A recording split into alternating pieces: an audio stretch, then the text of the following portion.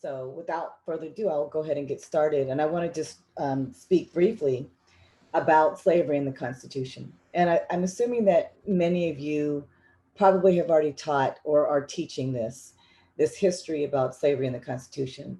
And you've probably been over all kinds of different conversations with your students about how the Constitutional Convention came about, who the participants were, while they were there. And just to give a little bit more background, before that, thank you.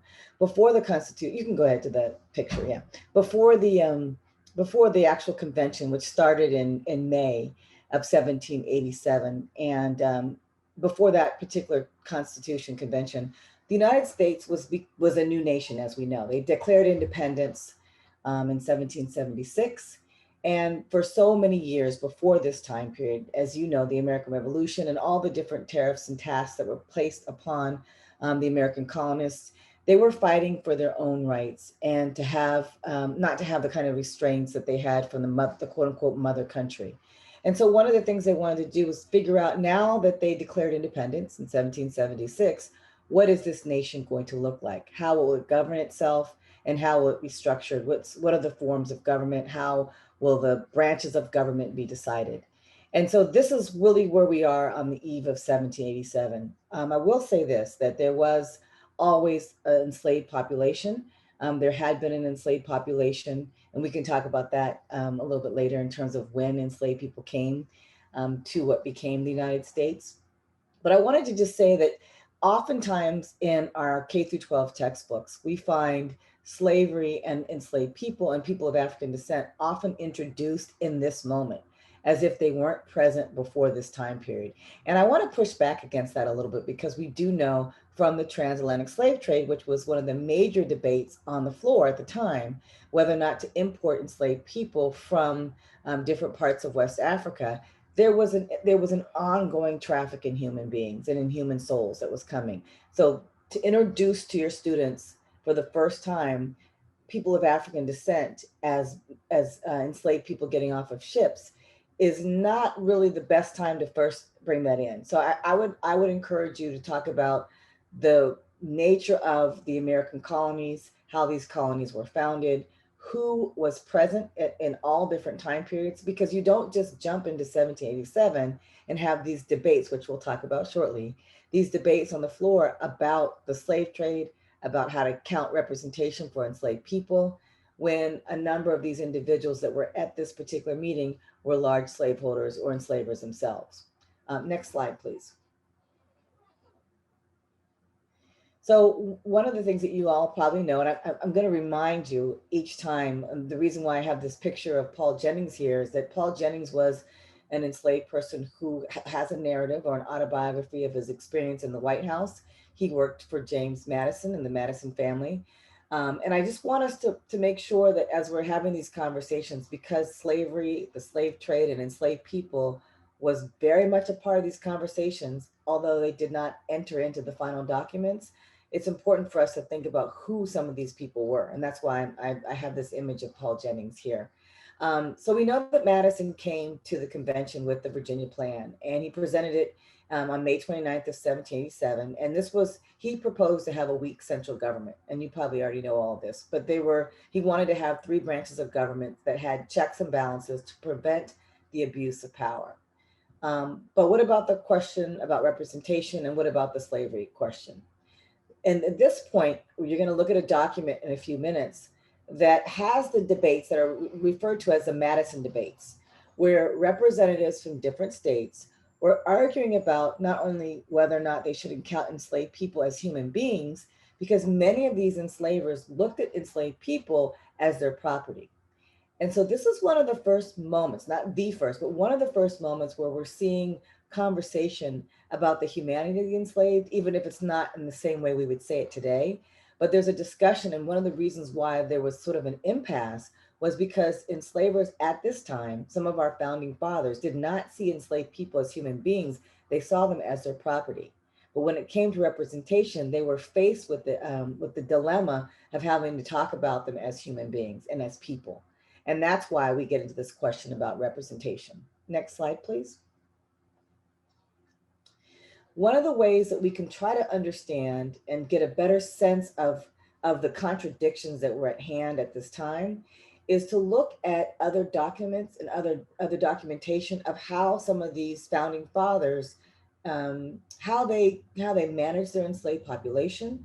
These are people that are at a convention. They're discussing what to include in the Constitution, but they own 200, 300, some of them 10, 15 enslaved people back in their homes.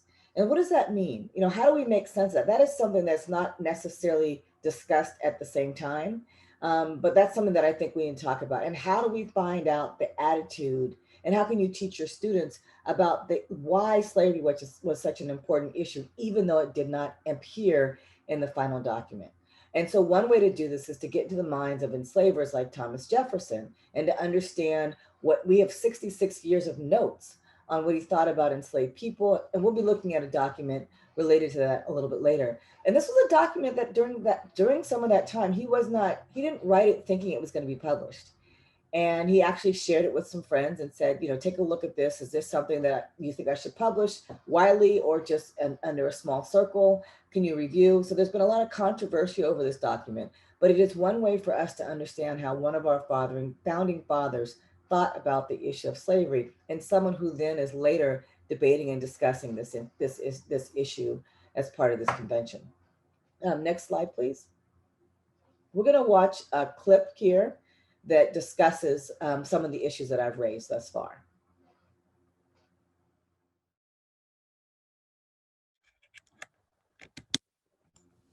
Thank you so much, Dr. Brown, for playing that. So one of the reasons why I wanted to show that clip was that I felt like it gave us different perspectives from people that serve in office about what this means to be a part of the Constitutional Convention. You can go to the next, thank you. And one of the key points that I want us to talk about when we come back after our breakout sessions are whose voices were represented at the convention, and what was the role of slavery in these discussions. I have here a list of 12 of the 18 or 8 of our first 18 presidents who owned enslaved people. The number in the parentheses is the approximate number of enslaved people they owned. And it just tells you, it goes beyond obviously this time period, but you can see that as the film showed, people did not have the purview of history that we do now. We know that in 1793, the cotton gin was invented.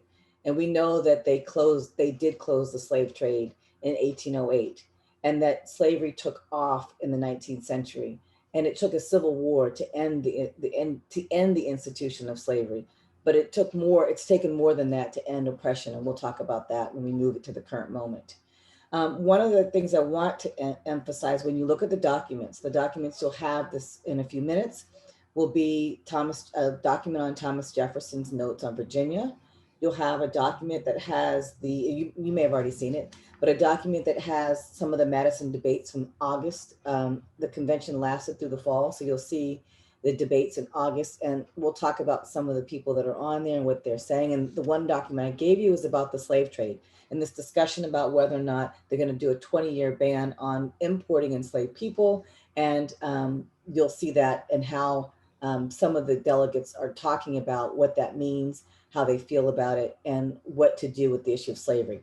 One of the reasons why I gave you that document was that we know that the term, the word slave does not appear. But in this conversation on this particular day, on August 22nd of 1787, the term slavery, slaves, or slave trade was mentioned 45 times in just this short dialogue that I showed you. So although it doesn't appear in the final document, we do see that it was a major issue. And what happened at this time was that there were 3 different compromises. There was the Connecticut Compromise, which you guys have probably talked about and learned about, where each state gets 2 senators. The 3/5 Compromise, where every 3 enslaved people, for every 5 enslaved people, 3 were counted for the representation. And then finally, the idea of slave trade and commerce, where they would not end the slave trade. I mean, there would be a ban on the slave trade up until 1808. So you could not end it before then. You could not end the slave trade until 1808. And we do know that in 1808, the slave trade ended. So I want us to think about, what does that mean? These kinds of conversations. I think it would be wonderful for students to see, although slavery does not appear or the word slave does not appear. When we look at the actual Constitution, which is the other document I have in there, I gave you the full text, and I highlighted the sections that deal with slavery. Article 1, Section 2, which is where slaves count as 3/5 of a person. In there, the way that they discuss this is that they talk about the whole number of free persons, including those bound to service for a term of years, excluding Indians not taxed, and 3/5 of all other persons. And that other persons were enslaved people. So there was a way that you can see that they even tried to bend the language not to talk about people of African descent. And then finally, I'll just say the last two deal with the migration issue and about the transatlantic slave trade and that ending in 1808. So they could not end it until 1808. So you're going to still see the importation.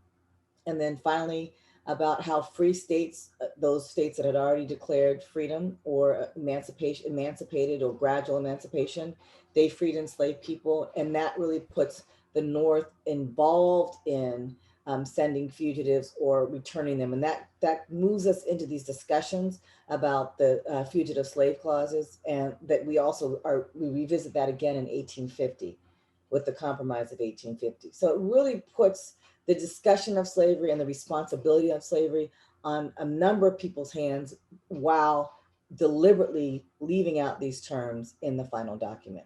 So my time is up. I will turn it over to my colleagues, and I look forward to our conversation. Thank you so much.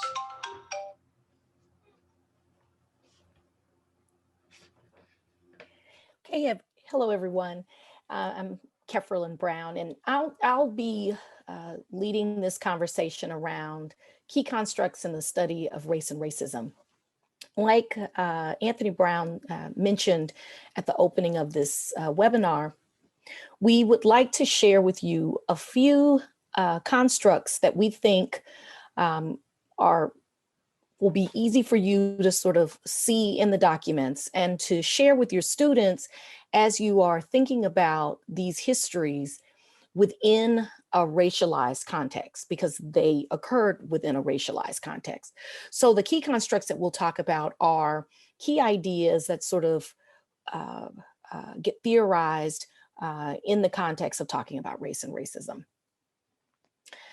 Probably the most fundamental idea to discuss, and you may already be familiar with it, is what's known as the social construction of race. And the social construction of race just simply addresses the fact that race is not a biological construction. It is not something that is linked to biology, although for many people it seems intuitive to look at people to see difference, phenotypical difference, and the assumption is that there must be some biological difference to that. But what we actually understand is that race itself is an idea that was constructed in light of specific social practices within our society. And this little model is attempting to show perhaps not even all of the social processes within society that led to the construction of race, but certainly these are all aspects of our society that we know played a role in helping us to understand what is race, and then to make determinations and to ascribe meaning based on those different race categories. So we can think about science as playing a role, right, in people utilizing science or trying to utilize science. Often it was pseudoscience as a way to create understandings about race.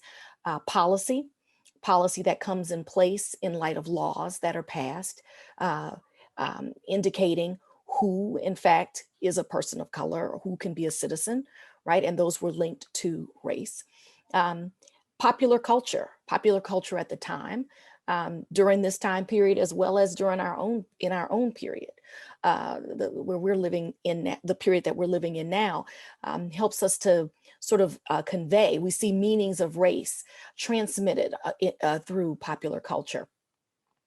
As well as our just everyday practices, the everyday practices that people engage in that create meanings around race. And perhaps one of the most important are the stories that we tell about race and the ideologies that undergird our stories. So if we think about all of these sort of operating in tandem, we arrive at a social construction of race. which is important for your students to understand, right? That race is not a um, uh, a genetic concept, but it is one that we continue to construct and that had real implications, real material implications on the lives of young people, on the lives of people, period. Another important component is to just think about the presence of racism and how we actually talk about racism and recognize racism within the context of our society and within the context of US history. We might think about racism playing out in two distinct ways, right? If you think about Jim Crow racism is just simply racism within our society that was legally based, it was legally sanctioned, and that's often called de jure by law. There were certain things that people could and could not do based on their race, right? Um, we no longer live under Jim Crow racism because essentially racism, institutional and structural racism, is outlawed. It's not legal. But we live in a moment now that we might think of as colorblind racism.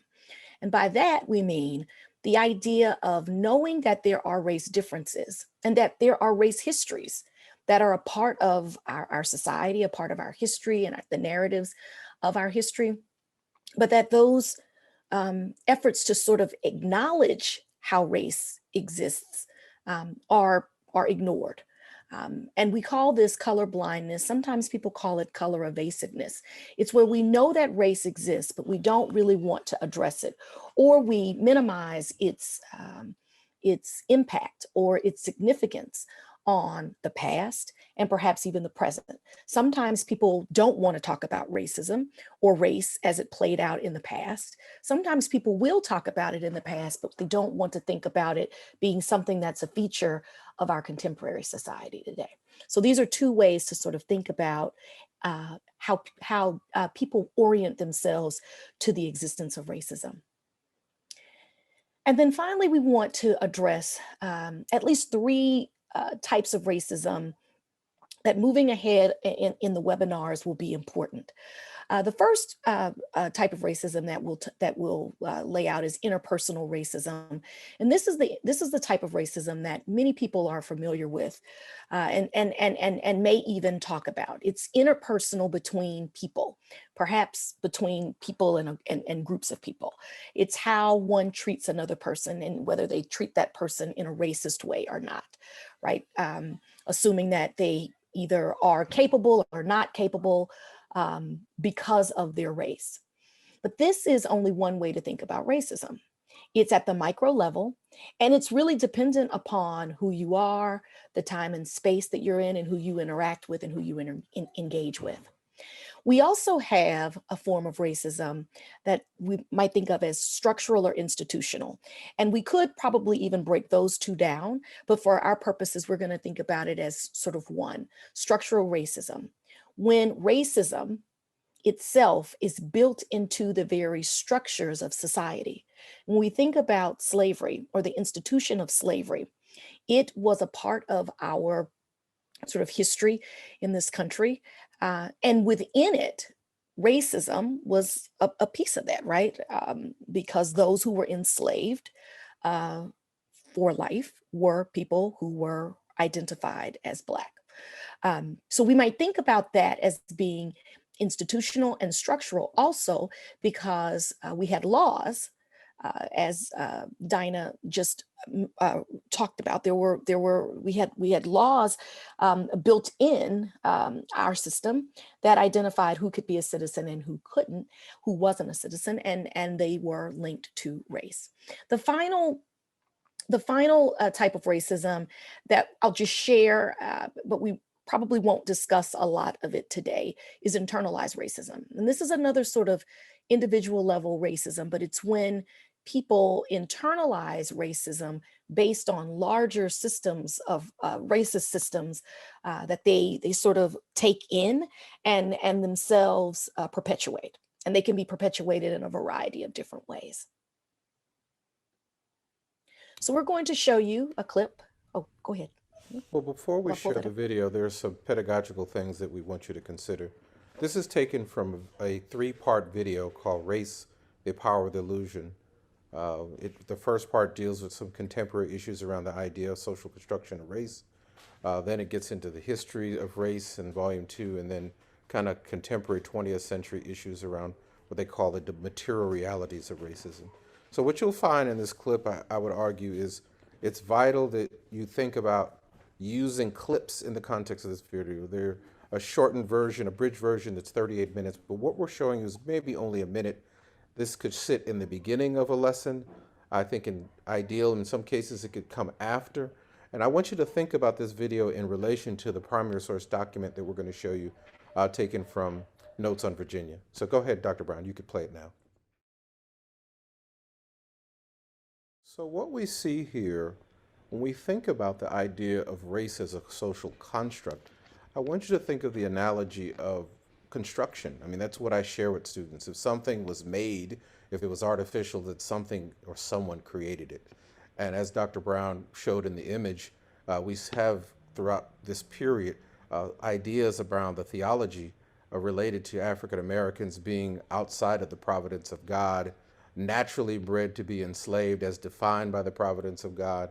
But we also see during this particular time Thomas Jefferson speaking in this, what some characterize as kind of a sales pitch for America. And the French government asked the question to Jefferson, what do we do with the Negro? Where do they fit in the context of this new nation? And what you'll find in these documents, this particular document, and in this video, are places where the question of race is addressed head on as it relates to the founding of the United States. So I think at this point, Liz, Dr. Berry, was there anything that you wanted to preface with as we send them in their breakout?